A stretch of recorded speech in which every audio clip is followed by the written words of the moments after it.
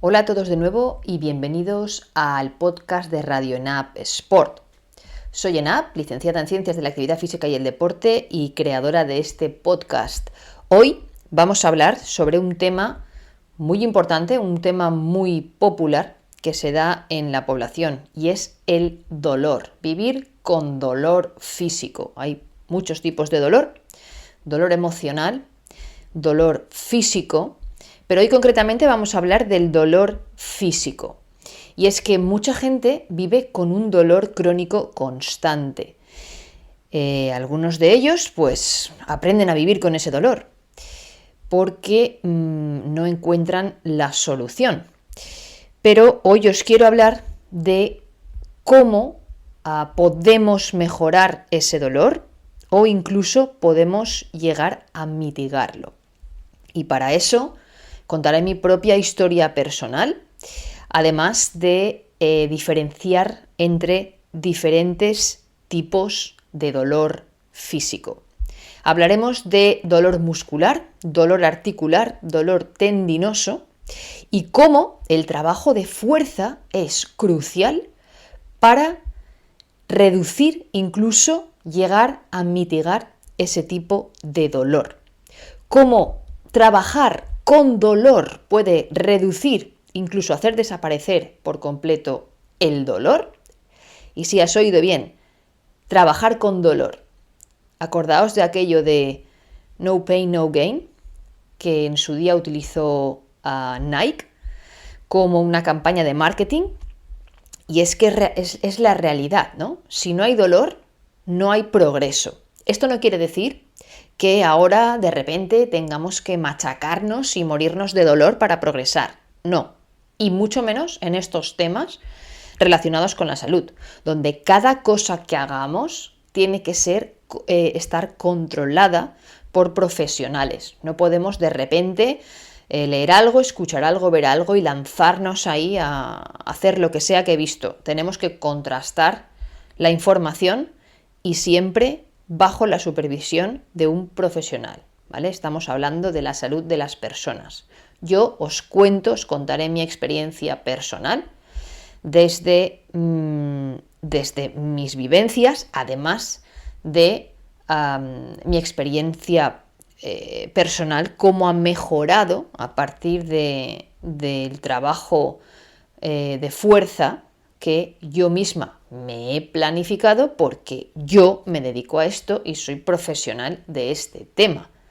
Esto no quiere decir que ahora de repente todo el mundo nos pongamos a diseñar programas de entrenamiento sin tener el conocimiento suficiente para por lo menos no hacernos daño, ¿vale? Entonces, mucho cuidado con esto, siempre bajo la supervisión de un profesional. Vamos a empezar por hablar de diferentes tipos de dolor físico. Me gustaría hablar de la diferencia entre dolor muscular, dolor articular y dolor tendinoso. ¿Por qué ocurren este tipo de dolores en nuestro cuerpo? Empezamos por el dolor muscular, que seguramente muchos de vosotros habéis experimentado en algún momento de vuestra vida. Sobre todo si hacéis ejercicio y sois personas activas, ¿no? Porque, pues bueno, como la palabra dice, dolor muscular es dolor en nuestra musculatura. Cuando hacemos ejercicio y somos personas activas, pues lógicamente utilizamos mucho nuestra musculatura. Por lo tanto, el dolor muscular también se conoce como mialgia y puede ser el resultado de un sobreentrenamiento, falta de descanso y o recuperación o lesiones, ¿vale? Podemos tener dolor muscular a partir de esos factores.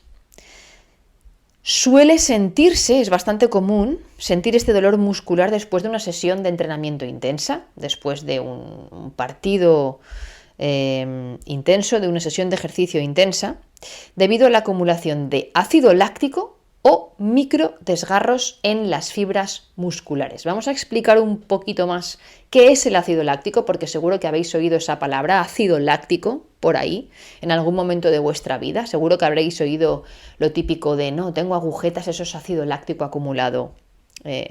Bueno, es bastante común escuchar esto, ¿no? ¿Y qué son los microdesgarros en las fibras musculares? Vamos a empezar por explicar qué es el ácido láctico y por qué la acumulación de este ácido láctico produce dolor muscular.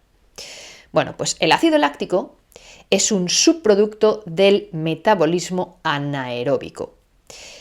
El metabolismo anaeróbico es el proceso mediante el cual las células musculares generan energía sin utilizar oxígeno. Existen dos tipos de metabolismo, el anaeróbico y el aeróbico. El aeróbico es el proceso mediante el cual las células musculares generan energía utilizando oxígeno. Y el anaeróbico, todo lo contrario, sin oxígeno. Entonces, cuando hacemos ejercicio de forma intensa, el cuerpo no es capaz, en muchas ocasiones, de suministrar el oxígeno necesario a los músculos de forma tan rápida. Por lo que empezamos a producir energía, en lugar de forma aeróbica, de forma anaeróbica, es decir, a partir del ácido láctico, en lugar de a partir del oxígeno. Entonces, ejercicio intenso igual a la energía viene de un metabolismo anaeróbico, por lo tanto, la energía se produce a partir del ácido láctico. ¿Qué ocurre? Que nuestro cuerpo empieza a generar ácido láctico y muchas veces ese ácido láctico se va acumulando en el cuerpo. Esta acumulación de ácido láctico en los músculos provoca un aumento de la acidez. Es decir, el pH disminuye, ¿vale? Un aumento de la acidez en el tejido muscular. Este pH disminuido, esta acidificación en el tejido muscular puede llegar a irritar las terminaciones nerviosas, causando como una sensación de ardor y de dolor después del ejercicio, incluso durante el ejercicio, debido a esta acumulación de ácido láctico. Y esta es una causa de dolor muscular, ¿vale? Además, esa concentración de ácido láctico interfiere o puede llegar a interferir con las contracciones musculares. Puede llegar a interferir con la capacidad de nuestras fibras musculares para contraerse adecuadamente. Y al no poder contraerse adecuadamente, nuestras fibras musculares experimentan una sensación de fatiga y de dolor. ¿Ok? Es decir, dolor muscular por acumulación de ácido láctico, que es un subproducto metabólico para generar energía de forma anaeróbica, es decir, en sesiones intensas de trabajo. Hablemos ahora de los microdesgarros de las fibras musculares, que también producen dolor. Bueno, pues los microdesgarros, pequeños, desgarros, roturas, en las fibras musculares ocurren cuando los músculos son sometidos a esfuerzos intensos y que no son usuales, especialmente durante ejercicios de resistencia y de fuerza.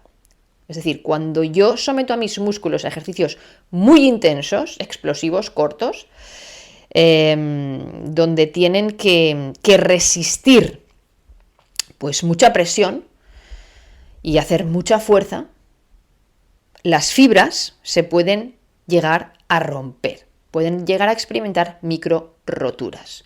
Estas microroturas fibrilares tienen una respuesta inflamatoria, es decir, el cuerpo detecta peligro, detecta una lesión, ¿no? Entonces, nuestro cuerpo desencadena una respuesta inflamatoria, es decir, el sistema inmunológico empieza a enviar células inflamatorias al área que está dañada para iniciar el proceso de reparación. Nuestro cuerpo es sabio, nuestro cuerpo está diseñado para sobrevivir y va a hacer todo lo posible para hacerlo. Lo he dicho en varias ocasiones. A veces, desgraciadamente, no es posible, pero nuestro cuerpo ha evolucionado para seguir sobreviviendo. O sea, vamos a ver, para sobrevivir hasta cierto punto, ¿no? Quiero decir, lógicamente, pues la edad también cuenta. todo tiene un límite, pero el cuerpo siempre va a hacer todo lo posible, ¿vale? El cuerpo se irá desgastando, esto es como un coche, pero cuanto mejor lo cuides, pues más tarde se romperá, ¿no? Entonces, detectamos una microlesión, una microrotura fibrilar, con lo cual nuestro cuerpo se pone en modo alerta, socorro, activa el sistema inmune y manda células inflamatorias a recuperar esa zona donde existe la lesión. También libera unas sustancias químicas durante ese proceso de inflamación, como las prostaglandinas y las citoquinas, que sensibilizan las terminaciones nerviosas en los músculos, causando dolor. ¿Vale? Estas sustancias químicas, al ser liberadas, pueden afectar las terminaciones nerviosas y ahí es donde nosotros empezamos a sentir ese dolor muscular, ¿vale? Además, las roturas, microroturas fibrilares, también pueden producir un edema o hinchazón. La inflamación provoca ese edema o acumulación de líquido en la zona lesionada, ¿vale? Y esto aumenta la presión, ¿vale? Es el líquido, al inflamar la zona, aumenta la presión sobre las terminaciones nerviosas.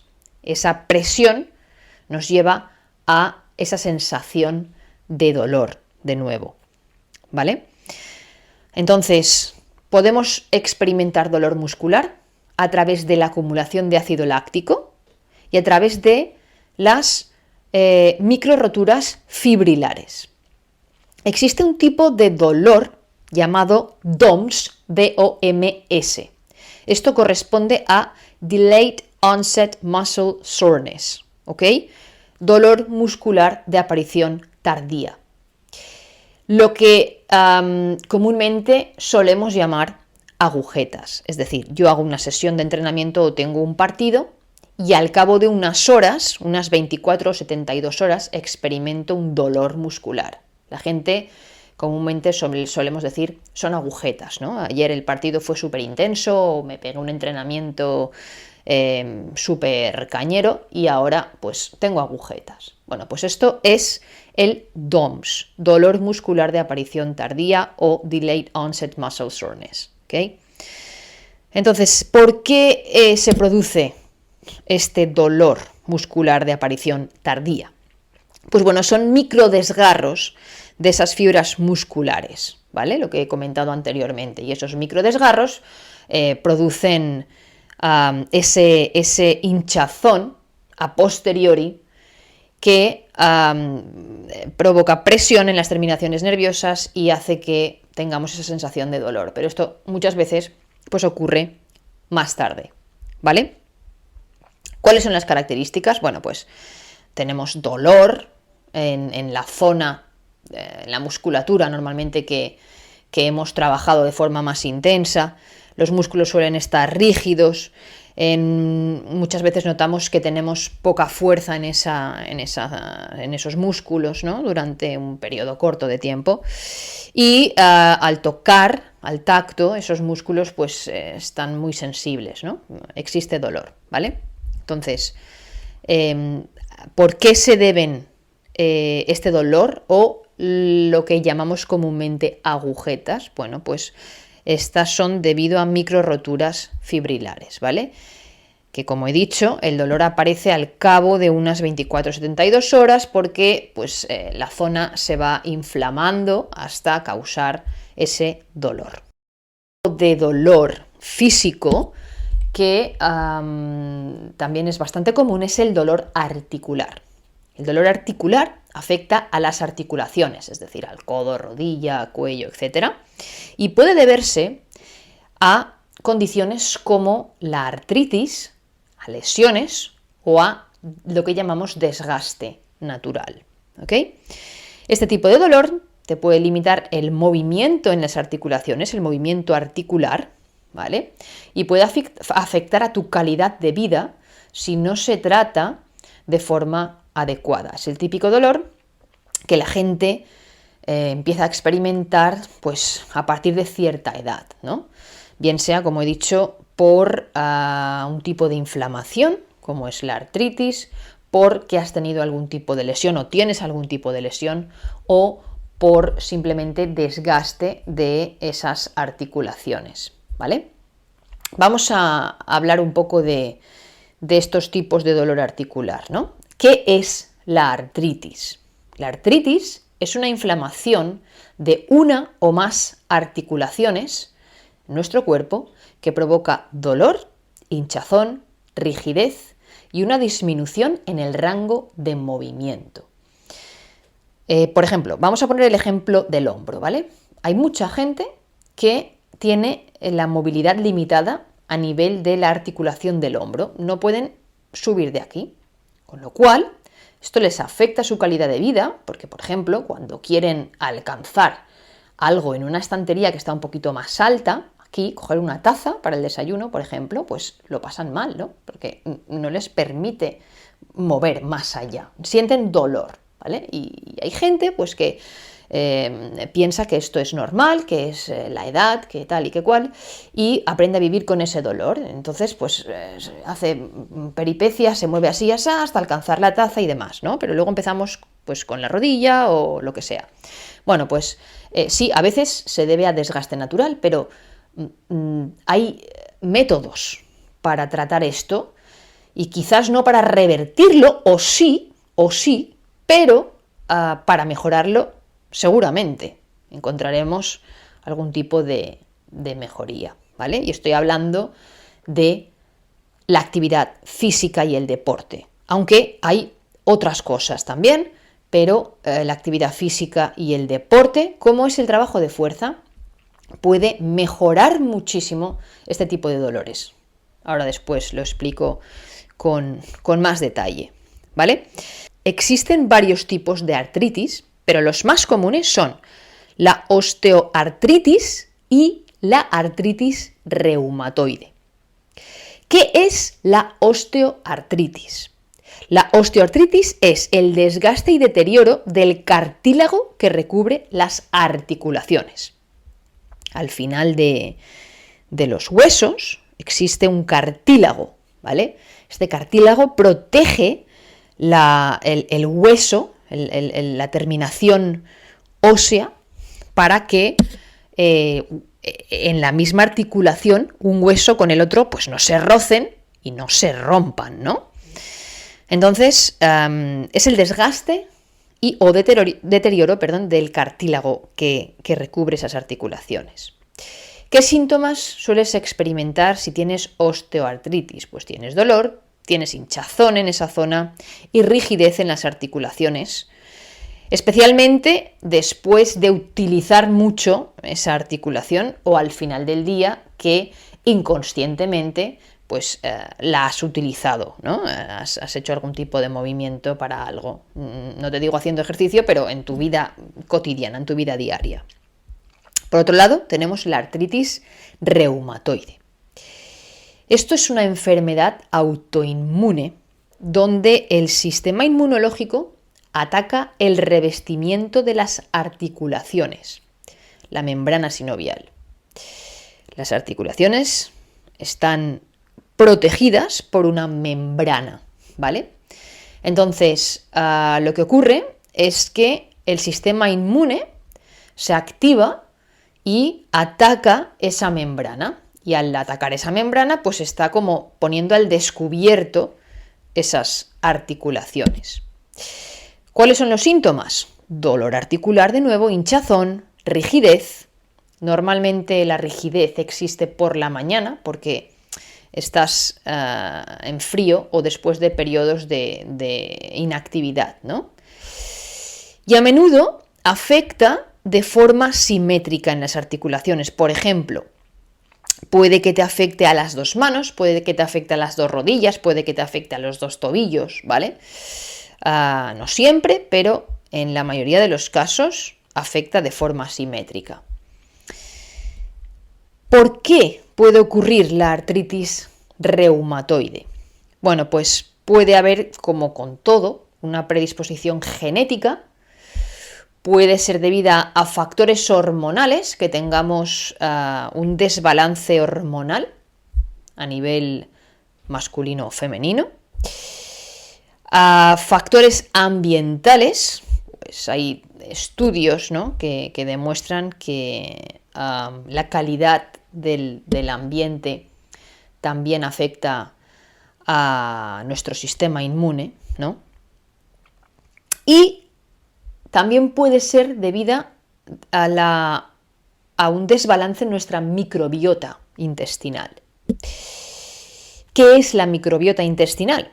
Bueno, pues la microbiota intestinal también es conocida como la flora intestinal. Seguramente habréis oído hablar de la microbiota, ahora es un tema bastante popular. Y hay un poquito a lo mejor de confusión, ¿no? Porque pues como todo, de repente se toca un tema y hay sobreinformación sobre este tema, unos dicen una cosa, unos dicen otra. Pero parece que con la microbiota vayamos un poquito todos remando a la vez, ¿no?, hacia el mismo punto. Entonces, bueno, pues la microbiota intestinal se refiere a billones de microorganismos que habitan en el tracto gastrointestinal, y estos microorganismos desempeñan un papel crucial en nuestra salud, incluida en la regulación del sistema inmune. Cuando estos microorganismos no están en equilibrio, nuestro sistema inmune se pone en modo alerta y entonces ataca a una parte de nuestro cuerpo. Y es aquí donde pues, se puede poner en modo alerta y atacar esa membrana de la que hemos hablado, provocando una artritis reumatoide. Existen otros tipos de artritis. La artritis psoriásica, que afecta a algunas personas con psoriasis. La artritis gotosa, que afecta a personas con gotas, causada por la acumulación de cristales de ácido úrico en las articulaciones. Y la artritis juvenil, que probablemente hayáis oído hablar de ella, porque bueno, pues muchos niños experimentan este tipo de artritis, ¿no?, en niños y adolescentes. También es conocida como artritis idiopática juvenil, AIJ, y afecta a niños y adolescentes menores de 16 años. No se comprende completamente, pero se cree que puede involucrar factores genéticos, ambientales y del sistema inmunológico. Y aquí yo añadiría que muchas veces, cuando se trata del sistema inmunológico, está relacionado también con un desbalance de nuestra microbiota intestinal. El tema de la microbiota es un tema muy amplio, un tema muy importante que trataremos en otro podcast, porque es muy interesante saber qué es y qué tipo de enfermedades pueden aparecer si nuestra microbiota no está equilibrada, ¿no? Y cómo prevenir esto. Tips para mantener una microbiota sana, ¿ok? Esto en otro tema, porque si no me extendería muchísimo, pero que sepáis que cuando este tipo de inflamación está relacionado con el sistema inmune, pues muchas veces, no siempre, pero muchas veces tiene que ver con un desequilibrio en nuestra microbiota intestinal. También existe la llamada espondilitis anquilosante, que afecta principalmente a la columna vertebral. Esto ya son temas un poquito más técnicos, los he querido nombrar, pero no vamos a entrar en detalle, simplemente que sepáis pues que existe, ¿vale? Pero sin entrar en detalles. Los síntomas comunes de la artritis, de una artritis, pues sería dolor articular, puede ser constante, puede ser intermitente y puede empeorar con el movimiento. Hinchazón, puedes palpar en las articulaciones, rigidez, dificultad para mover esas articulaciones durante periodos de inactividad, y por la mañana al levantarme. Disminución del rango de movimiento en la articulación, tengo una movilidad limitada en la articulación afectada.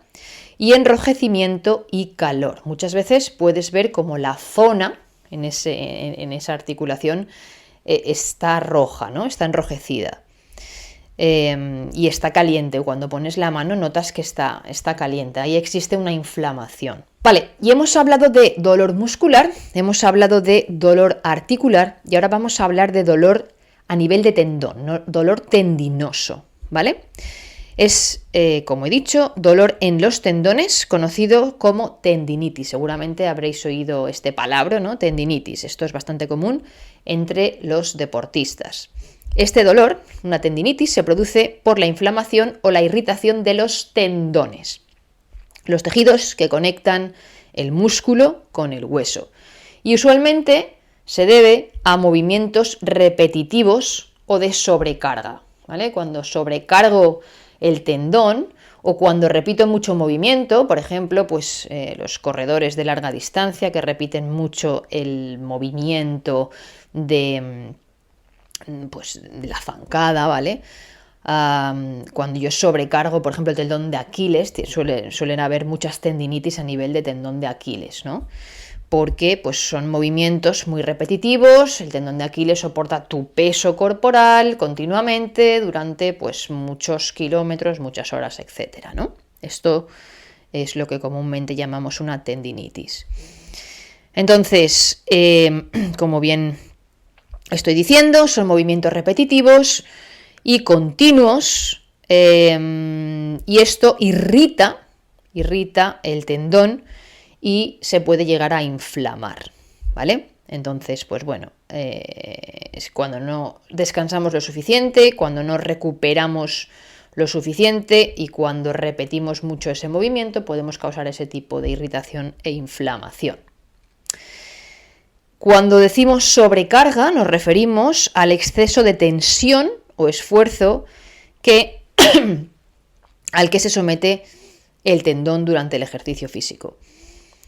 Si el tendón se somete a una carga mayor a la que puede soportar, como levantar pesas excesivamente o realizar actividades intensas sin una preparación adecuada y progresiva, puede inflamarse y causar dolor. Este es el típico ejemplo de alguien que no ha entrenado nunca, por ejemplo, no ha ido nunca al gimnasio y de repente llega ahí el primer día y empieza a levantar peso en press banca y en prensa de piernas como un bestia, sin una progresión lógica, ¿no? Pues de repente se pone ya, pues no lo sé, 80 kilos, ¿no? Y no ha levantado 10 en su vida. Entonces, pues hay que hacerlo todo con cabeza, de forma controlada, progresiva y, sobre todo, siempre supervisados bajo un profesional de la salud y del deporte. Entonces, una vez hemos hablado de qué es el dolor físico y los diferentes tipos de dolor muscular, articular y tendinoso, vamos a ver por qué el trabajo de fuerza es efectivo para reducir o incluso mitigar esos tipos de dolor, ¿vale? Y es que existen numerosos estudios hasta la fecha que han demostrado que el trabajo de fuerza no solo fortalece la musculatura, sino que también mejora la salud a nivel articular y a nivel de tendones. El entrenamiento con pesas ayuda a aumentar la densidad ósea, es decir, hace que nuestros huesos sean más fuertes, y mejora la estabilidad de las articulaciones, reduciendo la inflamación también en los tendones. ¿Por qué el entrenamiento de fuerza mejora la musculatura? Bueno, pues el entrenamiento de fuerza aumenta la masa muscular y, por lo tanto, la fuerza que generan esos músculos. Esto proporciona soporte adicional a las articulaciones y disminuye la carga sobre ellas. ¿Por qué mejora la densidad ósea? ¿Por qué los huesos se hacen más fuertes, más densos, más gordos, ¿no? Bueno, pues el entrenamiento de fuerza estimula el fortalecimiento de estos huesos, porque al aplicar presión sobre los huesos, estoy levantando peso, ¿no? Aunque sea mi propio cuerpo, yo estoy aplicando una presión sobre esos huesos. Entonces, lo que hace mi cuerpo es, de nuevo, intentar sobrevivir. Dice, ostras, si me está aplicando este peso, esta presión sobre mí, me voy a partir. ¿Y cómo voy a evitar partirme? Pues haciéndome más fuerte. Ok, adaptación fisiológica ósea, voy a hacer los huesos más fuertes, más densos. Densidad ósea, aumenta, ¿vale? Al final se trata de adaptaciones fisiológicas que se deben a estimulaciones que nosotros provocamos sobre partes de nuestro cuerpo y hacemos que nuestro cuerpo trate de sobrevivir, ¿vale? Adaptándose fisiológicamente a la nueva situación que detecta. En este caso es una presión extra sobre los huesos.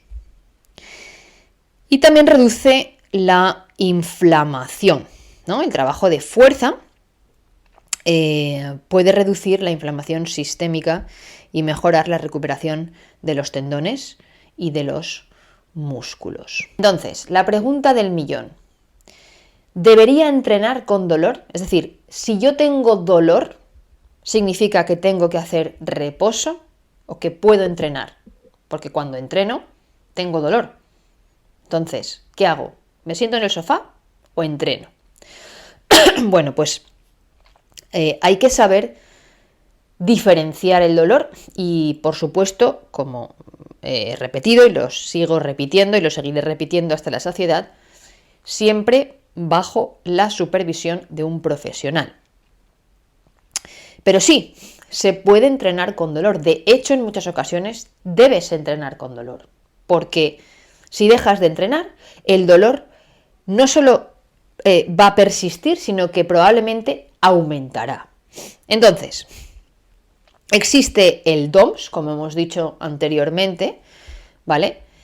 Que suele aparecer entre 24 y 72 horas después de un entrenamiento o un ejercicio intenso, ¿vale?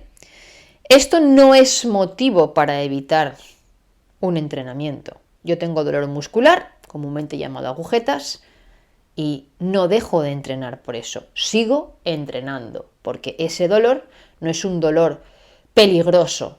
Ese dolor es un dolor de una microrotura fibrilar que, en principio, como digo, siempre supervisados bajo un profesional, pero en principio esas microroturas no tienen mayor importancia. Lo que va a hacer tu cuerpo es adaptarse fisiológicamente a la nueva situación. Es decir, he puesto presión, se han roto las fibras, ¿mi cuerpo qué va a hacer? Pues ha detectado una situación de alarma, de decir, me ha puesto presión, me he roto, ¿qué voy a hacer? Recomponerme, pero esta vez me recompongo con más fibras, ¿vale?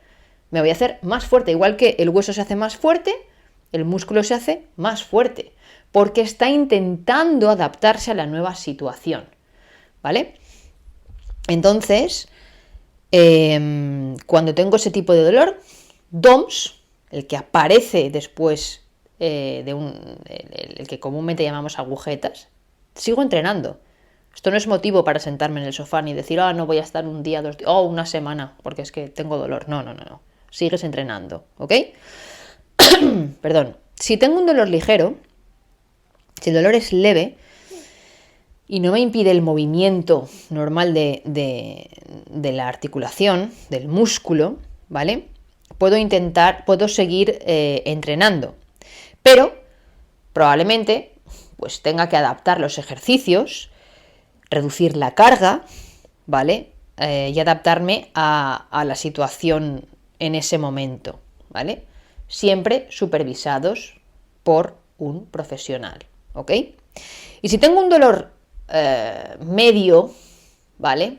No ligero, pero medio, pues entonces, como estaré supervisado por un profesional, veré de dónde viene ese dolor y veré qué tipo de ejercicios puedo hacer, cuál es la intensidad a la que tengo que trabajar y cómo tengo que hacerlo, ¿vale? Porque es muy importante, que ahora lo veremos, entrenar de forma segura. Entonces, esta es la siguiente sección, ahora lo explico, pero es muy importante entrenar de forma segura, 1, para alcanzar mis objetivos, y 2, para no fastidiarme más y crear un nuevo problema, una nueva lesión o un nuevo tipo de dolor, ¿vale? Súper importante, supervisados por profesionales de la salud y del deporte, siempre, ¿ok? Y no cogernos a, tengo dolor, me voy a sentar y voy a dejar de entrenar, porque entonces el dolor no desaparecerá, es más, incrementará en muchos casos. Estoy hablando de cuando realmente puedo entrenar, porque hay algunos tipos de dolor donde pues voy a tener que hacer un mínimo de reposo, ¿vale? Y bueno, pues hay lesiones, obviamente, que son graves y en las que no voy a poder entrenar hasta que me recupere, ¿vale? Pero por eso tenéis que estar siempre de la mano de un profesional.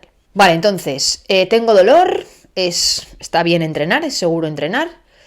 ¿Cuáles son los tips para entrenar con dolor y no decir a los 2 minutos o después de un día, paso, me duele mucho y no lo vuelvo a hacer, ¿ok? Tips para entrenar con dolor de forma segura. Número 1. Utiliza ejercicios de calentamiento y enfriamiento, no sé cómo llamarle, cool down, ¿ok?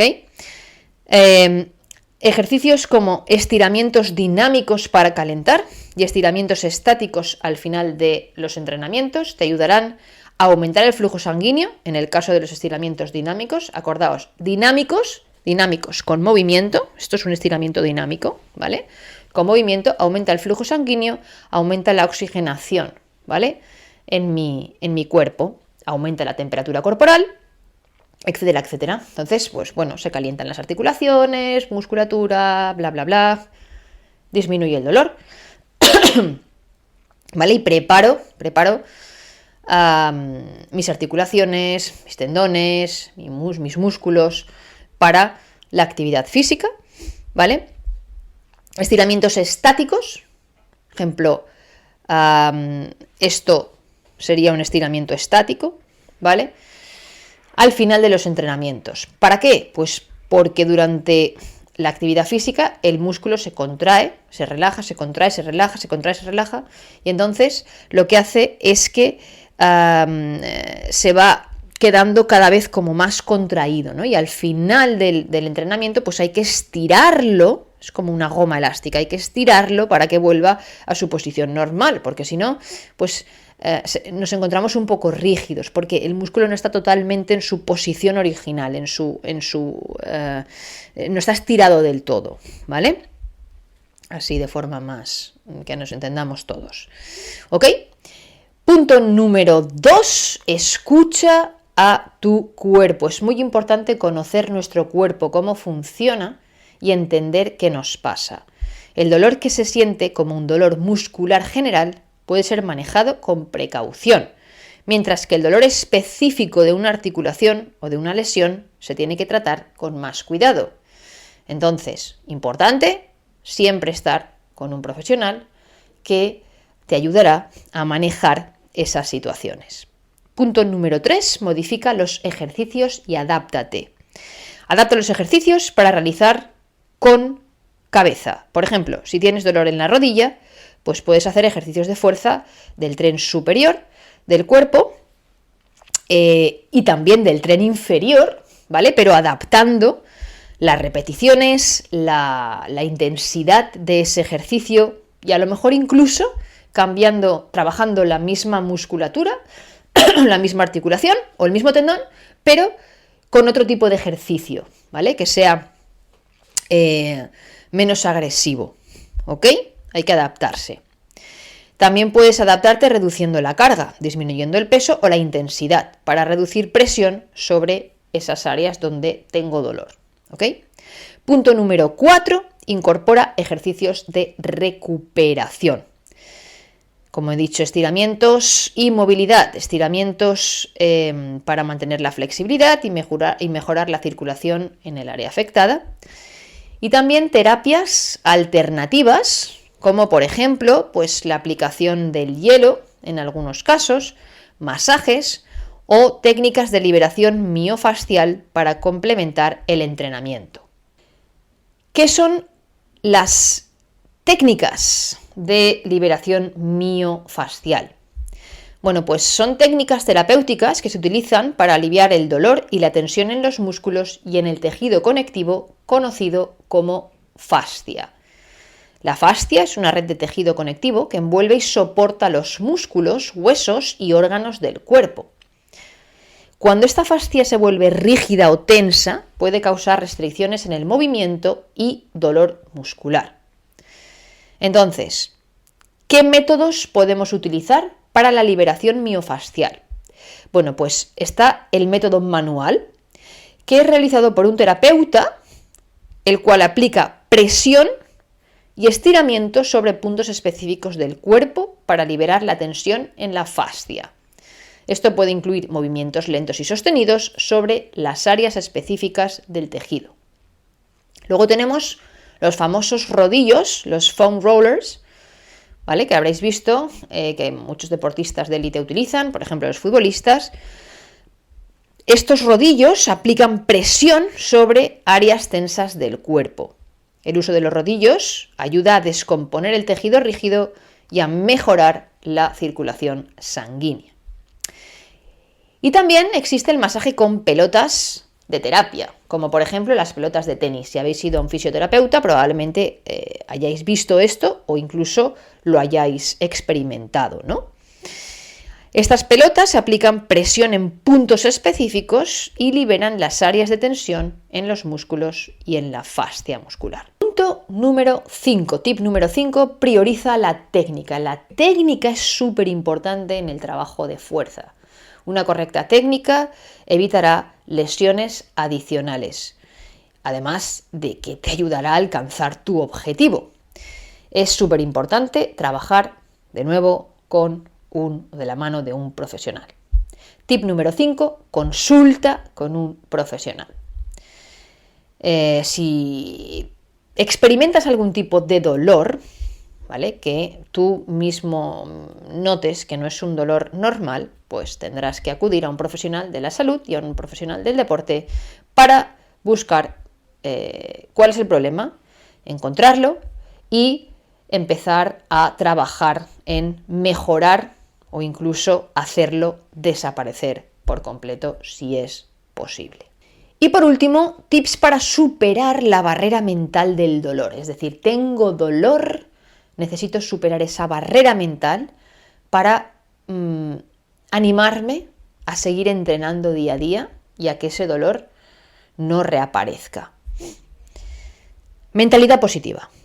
Mantén una actitud positiva y enfócate en tus objetivos. Por ejemplo, si tienes dolor de espalda y decides entrenar a pesar del dolor, una vez has consultado con un profesional y sabes qué tipo de problema tienes, etc., en lugar de pensar, me duele, no puedo, mejor que no lo haga, me duele mucho, paso, ya no puedo más, y estar tú ahí creándote tus propias limitaciones, ¿vale? Piensa, tengo dolor, me duele, pero este dolor va a hacer que en unos días no tenga tanto dolor, o incluso no tenga dolor. Con lo cual, tengo dolor sí, pero quiero sentir ese dolor para después no tener que sentir ese dolor todos los días. Mantente motivado, mentalidad positiva. Tip número 2, establece metas pequeñas. No pretendas empezar a trabajar y a los 2 días que el dolor desaparezca, porque probablemente no vaya a suceder. A lo mejor te tiras 3 meses, 2 meses, 1 mes, 1 semana. Dependerá del tipo de lesión que tengas, dependerá de tu condición física actual en ese momento, dependerá de muchísimas cosas. Entonces, metas pequeñas, ¿vale? No puedo pretender que desaparezca el dolor inmediatamente, así como no puedo pretender empezar a levantar peso de la nada. Tengo que trabajar de forma progresiva, ¿vale? Y hay que celebrar cada logro.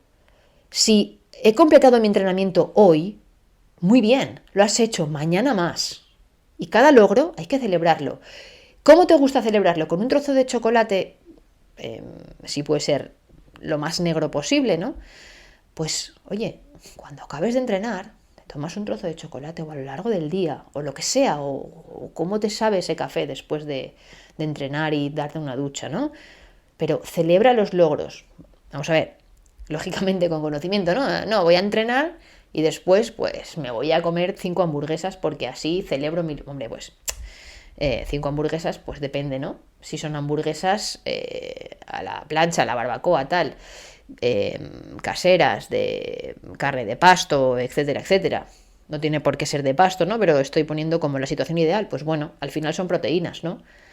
Igual 5 son demasiadas. Quiero decir, utilicemos el sentido común, pero si me voy a una cadena de comida rápida y me zampo 5 hamburguesas porque así celebro mis logros, pues hombre, pues escuchadme que os diga que no solo el trabajo físico es importante para reducir el dolor, el trabajo mental es importante para reducir el dolor y la nutrición, todo lo que ingerimos es importante para reducir el dolor, porque todo lo que ingerimos es parte de nosotros mismos, todo lo que vivimos es parte de nosotros mismos, es parte de cómo nosotros nos sentimos. Lo que vivimos, lo que comemos, lo que respiramos. O sea, no es solo moverme y hacer ejercicio, sino que es una combinación de muchas cosas.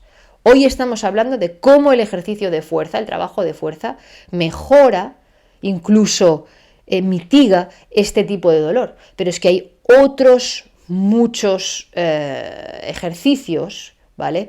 Que otras prácticas que nos pueden ayudar a mejorar o incluso a mitigar ese dolor. Entonces, lógicamente, utilicemos el sentido común para todo. No hace falta que lo diga, aunque sí que hace falta que lo diga, porque hoy en día parece que haga falta decirlo todo, ¿no? Pero bueno, sentido común, por favor, ¿vale? Entonces, establecemos metas pequeñas. Tip número 3, creo que es visualización. Usa la visualización para imaginarte viviendo sin dolor, alcanzando tus metas. Esto te va a ayudar a seguir trabajando día a día. Es decir, hoy me levanto, tengo dolor y no me apetece nada trabajar. No me apetece nada. Piensa el día ese que te va a desaparecer el dolor y vas a poder vivir sin ese dolor. Te vas a levantar sin ese dolor, ¿vale? Es muy importante. Siguiente tip, número 4, apoyo social. Esto siempre te va a motivar a continuar, ¿no? Rodearte de personas que te apoyen, te motiven a trabajar para alcanzar tus metas, pues te va a ayudar a seguir haciéndolo. Porque estos son situaciones difíciles. Cuando uno trabaja con dolor es una situación muy difícil de superar mentalmente, ¿no? De pasar esa barrera, ese obstáculo. Entonces, todo el apoyo siempre va a ser positivo. Apóyate en la gente, lee sobre el tema, infórmate, escucha podcast, contrasta información, documéntate, ¿vale? Porque la diferencia aquí es que mucha gente vive con dolor, pero algunos deciden vivir con el dolor, no tomar acción, y otros deciden trabajar con el dolor y tomar acción. Así que trabaja siempre con la ayuda de un profesional, de la mano de un profesional de la salud y del deporte, fisioterapeutas, científicos deportivos, médicos especialistas en el tema, documéntate, contrasta información y haz todo lo mejor que puedas para mejorar la situación. Recuerda, es tu vida, es tu día a día. Y bueno, cada uno lógicamente vive la vida a su manera y como quiere, pero supongo que a todos nos gustaría vivir sin ese dolor. Así que, antes de terminar, me gustaría comentar mi propia experiencia personal sobre este tipo de dolor físico del que hoy estamos hablando, para que veáis que se puede reducir, incluso se puede mitigar, puede llegar a desaparecer. Hace un tiempo vivía de forma muy acelerada, muy acelerada. Yo sentía que me levantaba y empezaba a correr de aquí para allá hasta que me volvía a acostar por la noche a la cama, ¿no? Me levantaba corriendo, preparando cosas para salir de casa, irme a trabajar, en el trabajo corriendo todo el día, salía del trabajo corriendo otra vez a diferentes actividades, hasta que llegaba a casa y corriendo otra vez para deshacer bolsas, preparar bolsas para el día siguiente, hacer todo lo de la casa, tal, cenas, no sé qué, y preparar el día siguiente hasta que me metía en la cama. Era una carrera continua de obstáculos, un sprint pero muy largo. O sea, es contradictorio, pero me entendéis, ¿no? Entonces, me sentía mentalmente superada ya. Llegó un momento que me sentía mentalmente superada, físicamente agotada y empezaron a aparecer dolores de espalda. Dolores de espalda, sobre todo a nivel lumbar, por la parte baja de la espalda, que poco a poco fueron aumentando. Hasta tal punto, o sea, llegó un momento en el que, bueno, pues sentía dolor por la noche, tampoco descansaba, con lo cual pues no me recuperaba, esto no ayudaba, la tensión diaria iba en aumento y bueno, pues es un ciclo, ¿no? Es la pescadilla que se muerde la cola, ¿no? Como se suele decir. Entonces cada vez el dolor iba más hasta que llegó un momento en el que es que no podía ni correr. Incluso andar sentía dolor, pero es que correr era... O sea, es que no podía correr. Daba 2 zancadas y notaba que tenía la espalda partida, rota. Sobre todo, ya digo, a nivel lumbar, pero era como si se me hubiera roto la espalda. Una cosa rarísima, ¿no? Y muy, muy dolorosa. Durante todo ese tiempo, pues tenía muy poco tiempo para mí, con lo cual entrenaba muy poco. Incluso estuve una temporada que no entrenaba. O sea, no entrenaba. No me daba para más.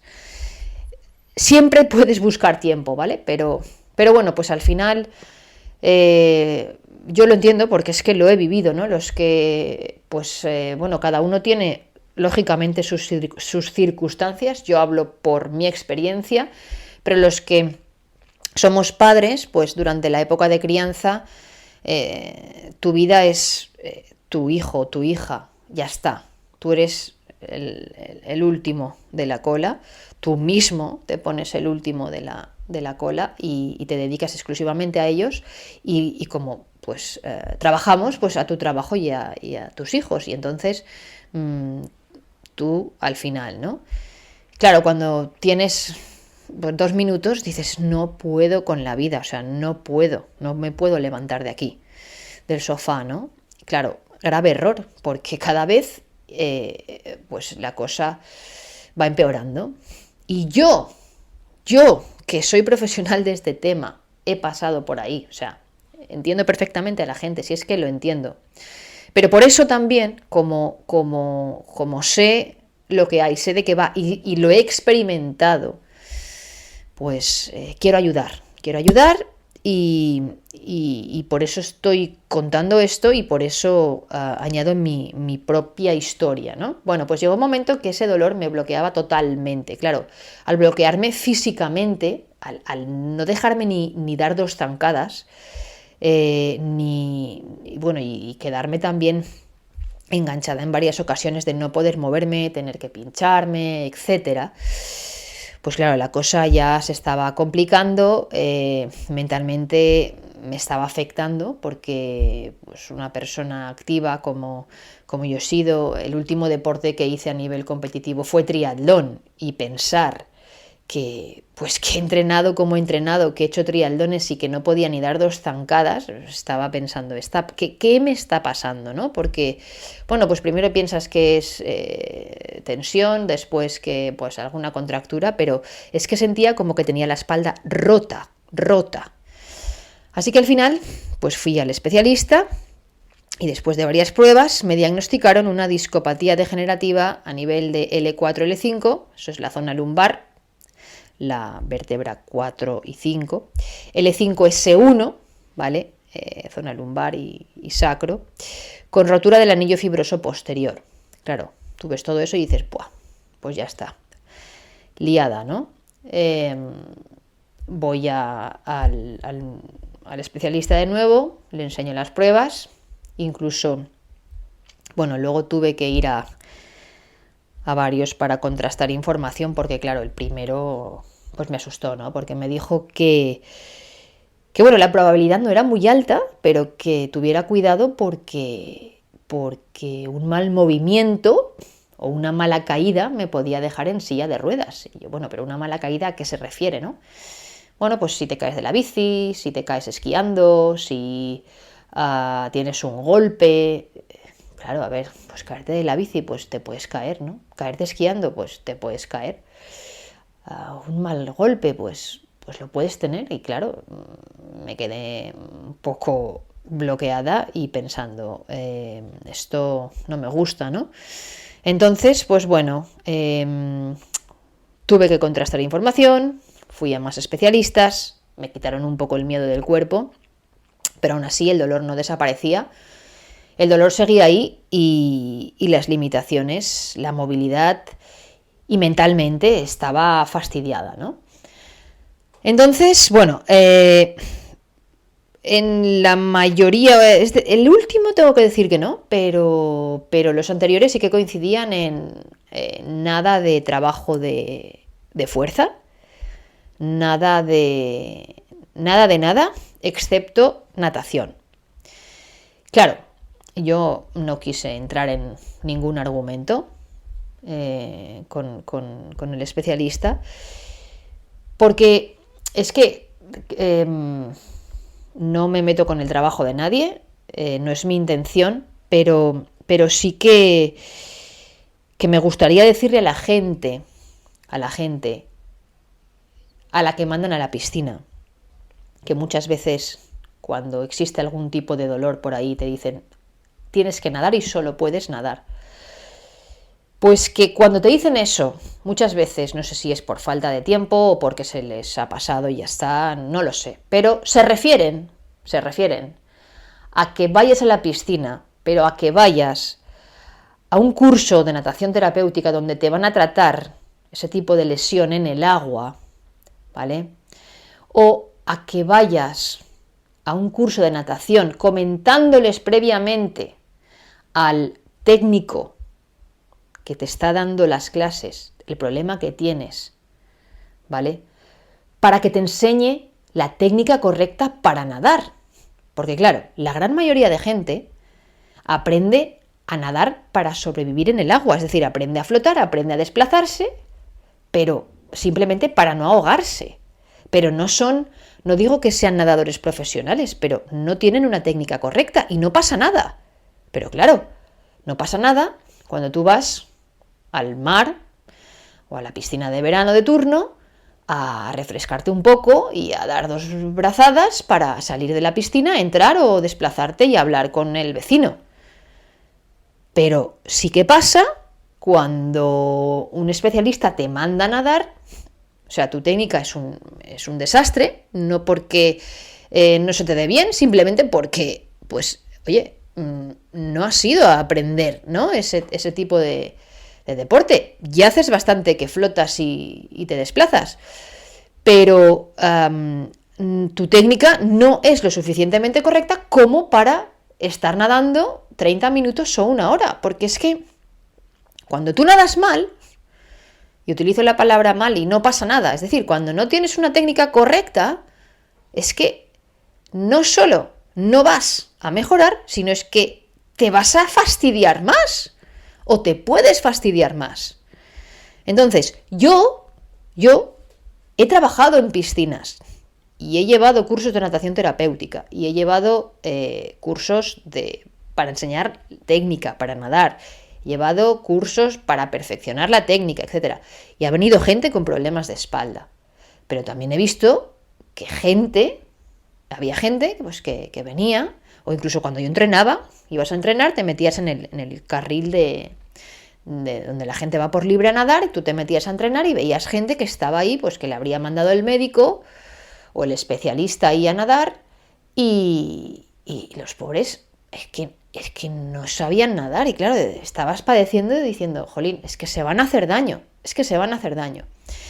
Entonces, no estoy culpando a nadie, simplemente estoy diciendo que seamos conscientes. Lo que ocurre es que al final cada uno hace su trabajo de forma muy específica y ya está, ¿no? Y también existe una falta de tiempo.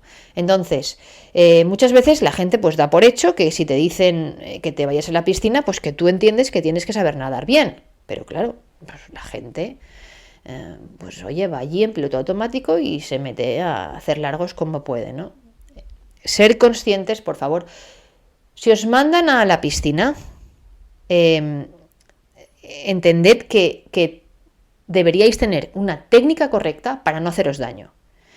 Y a partir de ahí podréis nadar para mejorar, ¿vale? Pero existen más cosas más allá de la natación. Existe otro tipo de trabajo más allá de la natación. La natación, pues, lógicamente es una actividad que reduce mucho la presión, ¿vale? A nivel articular, muscular, tendinoso, etcétera, porque estás flotando en el agua. Entonces, es una actividad muy buena, ¿vale? Es una actividad muy buena también para recuperarte de lesiones. Pero además, también es importante trabajar la fuerza para fortalecer la musculatura, fortalecer las articulaciones, fortalecer los huesos, fortalecer los tendones, etc. Como digo, siempre bajo la supervisión de un profesional, ¿vale? De un profesional de la salud y de un profesional del deporte. Y ahí entran médicos especialistas, fisioterapeutas y científicos deportivos. Llamo científicos deportivos porque es que estamos ahí como en un limbo por determinar, ¿no? En inglés parece que esté más determinado, o no sé cómo llamarle, pero parece que sea más claro, ¿no? Porque te haces llamar Sport Scientist, y eso suena muy bien, ¿no? No, yo soy un Sport Scientist. Ah, vale, muy bien. Pero en español es como, soy científico deportivo. Te dicen, ¿pero qué dices? Científico deportivo, ¿no? ¿Por qué? Pues porque normalmente esta nomenclatura, ¿no? en español, pues se dice que eres licenciado en ciencias de la actividad física y el deporte. Es como, soy licenciado en química, bueno, soy químico, ¿no? Soy licenciado en física, no sé, soy físico, ¿no? Pues aquí no. Soy licenciado en ciencias, no, es que soy científico deportivo, porque al final es de lo que va esto, ¿no? De lo que va la carrera. Y oye, y habrá gente que no será científico deportivo o, como suena más normal, digamos en español, licenciado en ciencias de la actividad física y deporte, y sabrá mucho más que un licenciado, porque se ha documentado muchísimo y ha estudiado y ha sido autodidacta y sabe más. ¿Por qué no? Pues claro que sí, no digo que no. Y más hoy en día, con la información que hay ahí. Hay información muy mala, pero hay información muy buena, ¿vale? Simplemente estoy diciendo que siempre trabajemos con la ayuda de profesionales de esa área, ¿vale? Es súper importante. Bueno, vuelvo a mi historia. Entonces, me diagnostican esto, me asustan, voy a otros profesionales, me quitan un poco el susto, pero yo sigo con dolor, sigo sin poder moverme y al final me mandan a nadar. Yo tengo suerte porque he sido triatleta y sé nadar, ¿vale? Con la técnica adecuada y sé además qué ejercicios puedo hacer, qué ejercicios no puedo hacer, qué estilo de natación puedo usar y qué estilo no puedo usar para mi tipo de lesión, ¿vale? Pero claro, una persona normal pues no tiene por qué saberlo. No digo que no lo sepa, pero no tiene por qué saberlo, ¿ok? Pero me lanzo a hacer trabajo de fuerza. ¿Por qué? Pues porque entiendo de esto, ¿vale? pero también porque lógicamente antes me documento y leo sobre el tema. Porque, claro, yo estaba asustada. Entonces me pongo a leer, a escuchar podcasts, a escuchar a médicos, a escuchar a especialistas y a escuchar mucho sobre el tema, y entonces pues decido, con ese conocimiento, mi conocimiento, crear un programa para yo entrenar, fortalecer mi musculatura con dolor, porque lógicamente no entrenaba felizmente, no, tenía dolor, y ver qué pasa. ¿Y qué pasó? Que el dolor desapareció. Mi lesión sigue estando ahí. Ahora hace un montón de tiempo, bueno, desde entonces, que no me he hecho ninguna otra prueba. Entonces, pues supongo que la lesión sigue estando ahí, pero no tengo dolor. ¿Por qué? Porque entreno. ¿Qué pasa si dejo de entrenar muchos días, por X, ¿vale? El dolor empieza a reaparecer. Es decir, la lesión seguirá estando ahí, pero yo, con trabajo, hago desaparecer el dolor. Ahora, si digo, pues ya no hago nada más, pues lógicamente, ¿qué ocurre? Que mi cuerpo empieza a perder masa muscular, empieza a desequilibrarse y empieza a volver a aparecer el dolor. Entonces, pues esto es lo que hay. Es como un coche, si vas con las ruedas desinfladas, pues al final, pues probablemente pinches, revientes o no te vaya muy bien. Pero si las hinchas y están a la presión adecuada, pues el coche fluirá mejor, ¿no? Lo mismo, ¿vale? Entonces, importante tener en cuenta que podemos trabajar, podemos hacer que ese dolor desaparezca o se reduzca o desaparezca mientras esté trabajando, ¿vale? Y que bueno, que sí, que duele, pero como dijo Nike en su día, no pain, no gain. Así que concluyendo, el dolor físico no tiene por qué dejarte en el sofá, no tiene por qué detenerte. Con el enfoque correcto y una combinación de trabajo de fuerza, flexibilidad y movilidad, puedes prevenir, puedes reducir y hasta mitigar el dolor. Recuerda que entrenar con dolor requiere precaución, requiere adaptaciones, pero que con la mentalidad adecuada puedes superar cualquier barrera y seguir avanzando hacia tus objetivos. Así que si quieres empezar tu camino hacia una vida sin dolor, empieza a entrenar hoy mismo. Sabes que en mi página web www.enapsport.com encontrarás mi curso de transformación en 12 semanas, donde podrás empezar a experimentar cambios a nivel físico y a nivel mental. Y también tienes un servicio de consultoría para hablar uno a uno y diseñar tu propio plan específico solo para ti. Gracias por escucharnos hoy.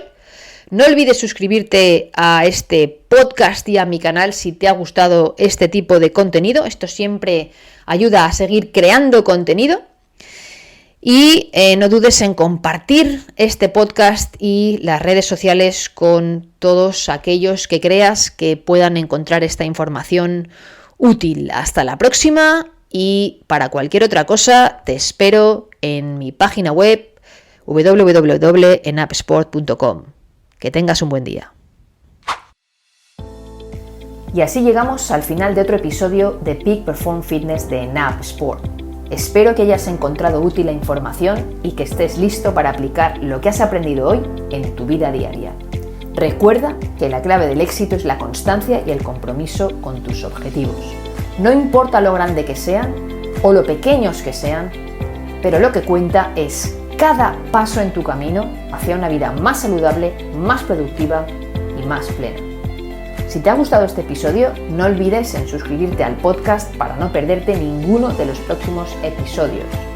También te agradecería mucho si pudieras dejar una reseña y compartir el podcast con tus amigos y familiares. Tu apoyo es fundamental para que podamos seguir creando contenido valioso para nuestra comunidad. Visítanos en nuestra web www.enapsport.com para más información sobre nuestros programas de fitness y nutrición y para reservar tus citas de entrenamiento personal. No olvides seguirnos en nuestras redes sociales @enapsport para más consejos, actualizaciones y motivación diaria. Estamos en Instagram, Facebook y YouTube.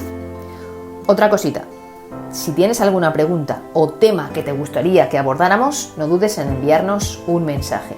Ten en cuenta que todos tus comentarios nos van a aportar cosas positivas y nos van a apoyar para seguir creando y seguir trayendo a invitados a nuestro podcast cada vez mejores. Gracias por acompañarme en este viaje hacia la excelencia y el bienestar. Nos escuchamos en el próximo episodio de Peak Perform Fitness de Enapsport. Que tengas un buen día y hasta la próxima.